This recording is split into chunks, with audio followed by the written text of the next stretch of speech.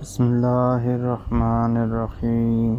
شروع کرتا ہوں اللہ تعالیٰ کے نام کے ساتھ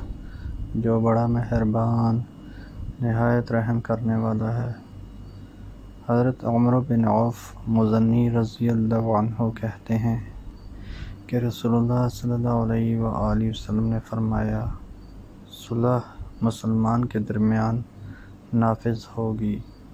سوائے ایسی صلح کے جو کسی حلال کو حرام کر دے یا کسی حرام کو حلال، اور مسلمان اپنی شرطوں کے پابند ہیں سوائے ایسی شرط کے جو کسی حلال کو حرام کر دے یا کسی حرام کو حلال۔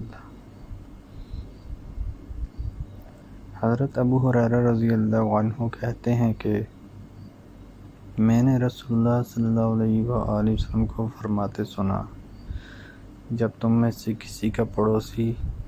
اس کی دیوار میں لکڑی گاڑنے کی اس سے اجازت طلب کرے تو وہ اسے نہ روکے۔ ابو ہریرہ رضی اللہ عنہ نے جب یہ حدیث بیان کی تو لوگوں نے اپنے سر جھکا لیے، تو انہوں نے کہا، کیا بات ہے، میں دیکھ رہا ہوں کہ تم لوگ اس سے اعراض کر رہے ہو، اللہ کی قسم میں اسے تمہارے شانوں پر مار کر ہی رہوں گا، یعنی تم سے اسے بیان کر کے ہی رہوں گا۔